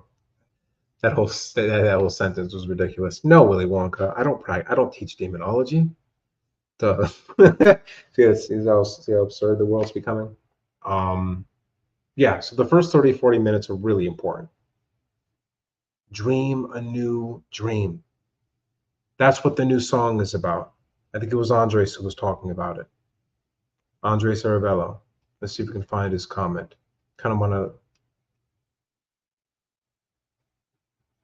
Andres, thanks again. I'm not sure if you're still here. I saw you put a lot more comments and we kind of went into a million different places. The new song, it's our voice creating the new reality after we set ourselves free from the system that controls by the fate of the economy, religion, science, and politics. Amen. The new song is when we sing our own story. Absolutely. Get up tomorrow morning and stop believing in the absurdity. Stop believing in all these crazy mythologies. Believe in God as a force for good. Believe in yourself and believe in your ability to become a Christ, to become an enlightened, anointed one, and dream a new dream. And then try to dream it with a few other people and have faith the size of a mustard seed and light as a feather, stiff as a board, change the world. Change the fabric of reality for the betterment. Yeah, Felipe, there's a lot of cool stuff. The new song is, I get it from the prophecy in the Bible that talks about a new song that we'll be able to sing, that will be able to give us these great powers. And I believe that's what this is. I think it's the same thing that what the Hopi talked about with the Rainbow Warriors. So that's the message. That's what we need to be focusing on. That's why 3 to 4 years ago, or 4 to 5 years ago, they had everyone separate 6 feet, because your bioelectric field goes to 3 feet in both directions, or all directions. And if you're 6 feet apart, they don't connect. And if they don't connect, you can't pray together, because when 2 or more pray in my name, I am there. And that's what that was all about. They don't want congregation. They don't want group prayer. That's what they're really scared of. COVID to that, I'll be careful. The C word, the CO, to them, that was a code word for spiritual awakening and group prayer. They didn't want us getting close together and praying them away, praying their systems away.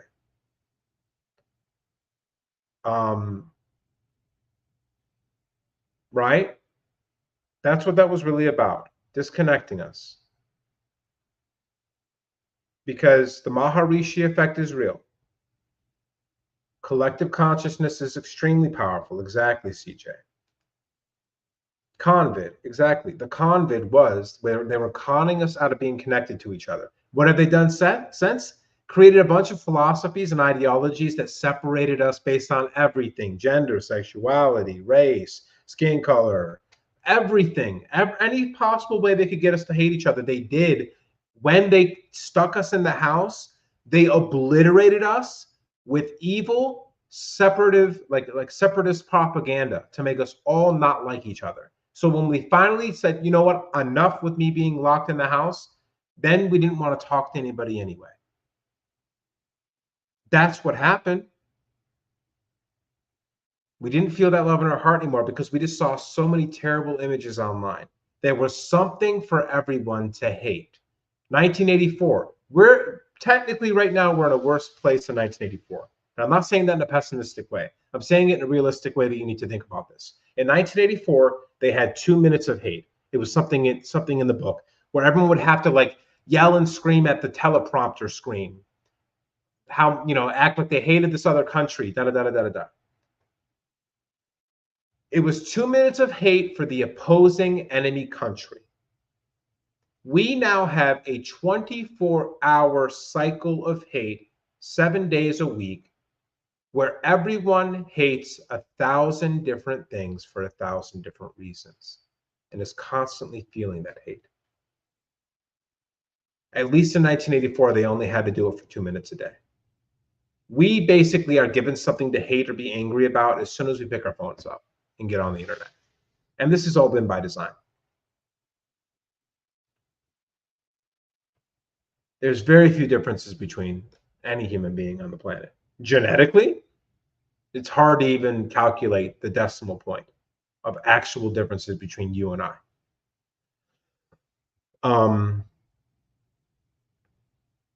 But I barely go and talk to anybody in public. I barely make any connections because I'm always worried that someone's going to do some wacky delusional stuff, because I had a lot of that happen to me. Luckily, I was not affected by this group is bad and that group is bad and da-da-da-da-da. I was able to maintain. I judge you based on the experience I'm having with you. Right now, do you tell the truth? Are you do you communicate effectively? Are you trustworthy? Whatever else. Are you kind to animals? Like, these are the things that I'm paying attention to. And if you do all those things, I'm like, okay, you're cool. You don't have to believe in all the same stuff as me. There's certain things, if you believe, like if you believe it's okay to hurt people,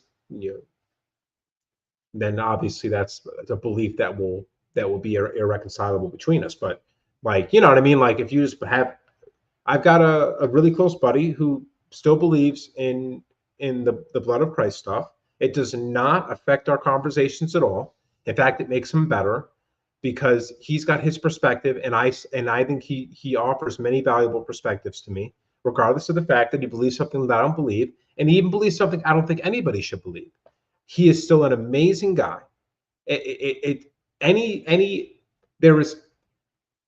There's no negative reflection on him. His heart is pure. He's a lovely guy.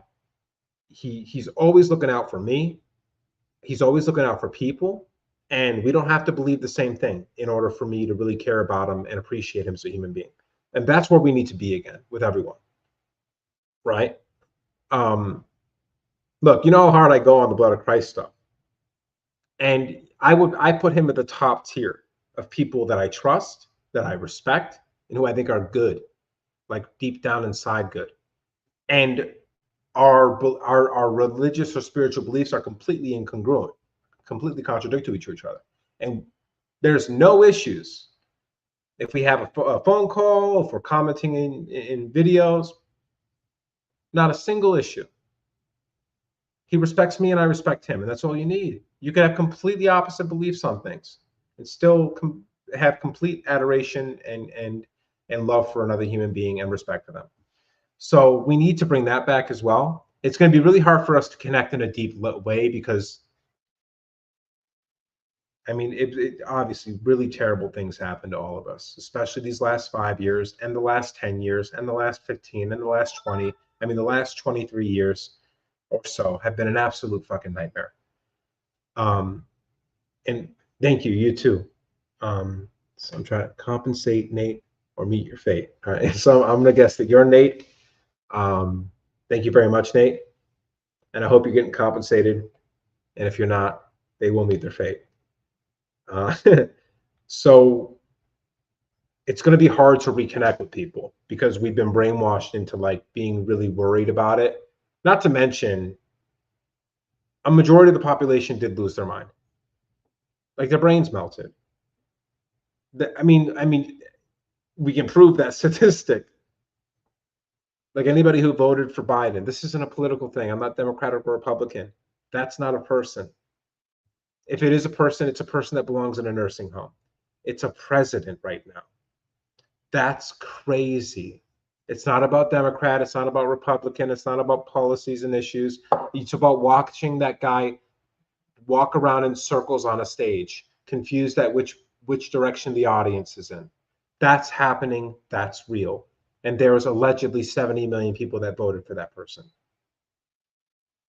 Right? So, and then there's a bunch of other things where people have clearly shown they've lost their minds, right? And there's people that are still like, oh yeah, I really like his new policy. It's like, well, are you joking? That I'm not sure that's an actual humanoid. I think that might be an actual robot, right? And so clearly a lot of people have gone cuckoo. So there's also that, because you never know. It's like landmines everywhere. You never know when you're going to run into another one of those people that have drank the Kool-Aid. So it's hard to reconnect, but you got to find the other. You got to find the one who's actually looking for the real God and following the true Christ. Connect with that person and pray with them and meditate with them and congregate with them and have good conversations with them and love them and let them love you. It's going to be small, tight circles.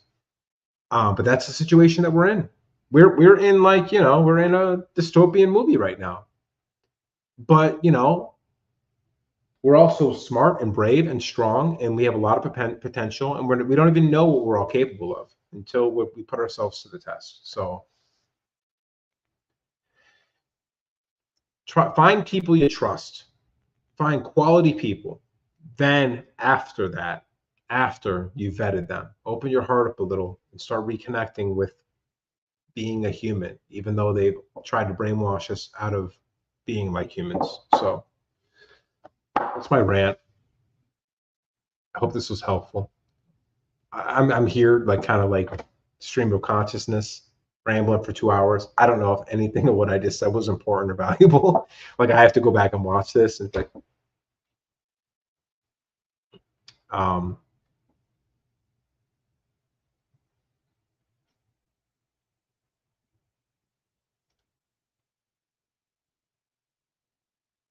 there's a state of consciousness and love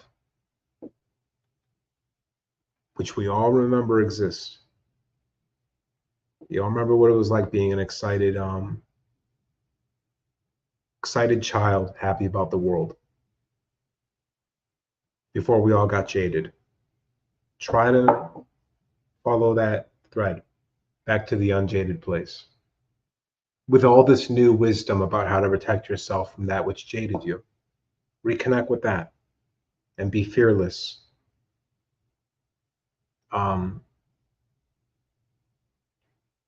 In your application of the childlike heart with the adult sharp mind on the world to affect it in a positive way and get us back to sanity.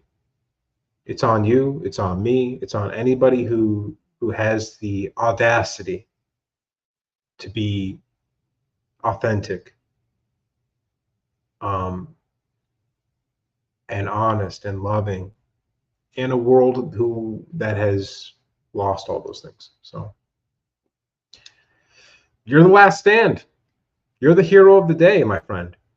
I say that to any and all of you who genuinely want to improve the world. You know, we're it. Ain't nobody else, right? Ain't no cosmic force swooping down yet. I mean, I feel like they would have came here by now. How much longer do we have to go through this? I just feel like if there's anything like that, and they come swooping down when things get really bad, they were the ones running the whole game to begin with. And we shouldn't trust them either. So yeah. It's probably on us to do it. Probably on us to fix it, folks. All right. That's my TED Talk. Thanks for coming. Love you guys, and we'll do this again soon. You are the savior. Believe it. Know it.